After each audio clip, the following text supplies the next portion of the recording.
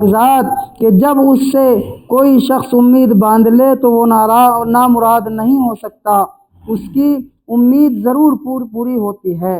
یہ شعر پڑھ کر وہ بے ہوش ہو کر گر گیا۔ میں نے جلدی سے اس کا سر اٹھا کر اپنی گود میں رکھ لیا اور اپنی آستین سے اس کے منہ پر مٹی وغیرہ لگ گئی تھی پوچھنے لگا۔ جب اس کو ہوش آیا تو میں نے کہا، بیٹا ابھی سے تمہیں اتنا خوف ہے؟ کیوں ہو گیا؟ ابھی تو تم بہت چھوٹے بچے ہو، ابھی تمہارے نامہ اعمال میں کوئی گناہ بھی نہیں لکھا جائے گا۔ کہنے لگا، بہلول ہٹ جاؤ، میں نے اپنی والدہ کو دیکھا ہے کہ وہ ہمیشہ دیکھا ہے کہ جب وہ آگ جلانا شروع کرتی ہے تو پہلے چھوٹی چھوٹی چپٹیاں ہی چولہے میں رکھتی ہے، اس کے بعد بڑی لکڑیاں رکھتی ہے۔ مجھے یہ ڈر ہے کہ کہیں جہنم کی آگ میں چھوٹی لکڑیوں کی جگہ میں نہ رکھ دیا جاؤں۔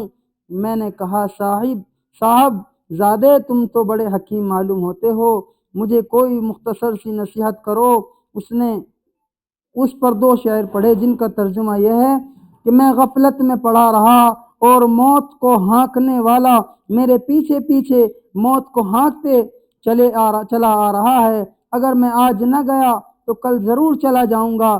میں نے اپنے بدن کو اچھے اور نرم نرم لباس سے آراستہ کیا، حالانکہ میرے بدن کے لیے قبر میں جا کر گلنے اور سڑنے کے سوا چارہ کار نہیں۔ وہ منظر گویا اس وقت میرے سامنے ہے جبکہ میں قبر میں پوشیدہ پڑا ہوں گا۔ میرے اوپر مٹی کا ڈھیر ہوگا اور نیچے قبر کا گھڑا ہوگا، اور میرے یہ حسن و جمال سارے کا سارا جاتا رہے گا اور بالکل مٹ جائے گا، حتیٰ کہ میری ہڈیوں پر نہ گوشت رہے گا نہ کھال رہے گی۔ میں دیکھ رہا ہوں کہ عمر تو ختم ہوتی جا رہی ہے اور آرزویں ہیں کہ پوری ہی نہیں ہوتی، اور بڑا طویل سفر سامنے ہے اور توشہ ذرا سا بھی ساتھ نہیں، اور میں نے کھلم کھلا گناہ کے ساتھ اپنے نگہبان اور محافظ کا مقابلہ کیا اور بڑی بری حرکتیں کی۔ میں جو آپ حرکتیں کی جواب واپس بھی نہیں ہو سکتی، یعنی جو گناہ کر چکا ہوں وہ بے کیا نہیں ہو سکتا، اور میں نے لوگوں سے چھپانے کے لیے بڑے پردے ڈالے کہ میرا عیب کسی پر ظاہر نہ ہو، لیکن میرے جتنے مخفی گناہ ہیں وہ کل کو اس مالک کے سامنے ظاہر ہوں گے، اس کی پیشی میں پیش ہوں گے۔ اس میں شک نہیں کہ مجھے اس کا خوف ضرور تھا، لیکن میں اس کے غایت علم پر بھروسہ کرتا رہا، جس کی وجہ سے جرأت ہوتی رہی اور اس پر اعتماد کرتا رہا۔ بھائی جرأت کا مطلب یعنی میں اعتماد کر رہا ہوں کہ میری زندگی باقی ہے، توبہ کر لوں گا، اور وہ پھر جرأت کرتا رہا اور گناہوں پہ گناہ کرتے رہا، اعتماد کرتا رہا۔ اور بڑا غفور ہے، یعنی اللہ بڑا غفور ہے، اس کے سوا کون معافی دے سکتا ہے؟ بے شک تمام تعریفیں اسی پاک ذات کے لیے ہیں۔ اگر موت کے اور مرنے کے بعد گلنے اور سڑنے کے سوا کوئی اور دوسری آفت بھی نہ ہوتی، اور میرے رب کی طرف سے جنت کا وعدہ اور دوزخ کی دھمکی نہ ہوتی، تب بھی مرنے اور سڑنے ہی میں اس بات پر کافی تنبیہ موجود تھی کہ لہو لعب سے اعتراض کیا جائے، یعنی کھیل کود سے اور بیکار باتوں سے پرہیز کیا جائے، لیکن کیا کریں، ہماری عقل زائل ہو گئی، کسی بات پر سے عبرت حاصل نہیں ہوتی، بس اب اس کے سوا کوئی چارہ کار نہیں۔ کاش گناہوں کا بخشنے والا میری مغفرت کر دے۔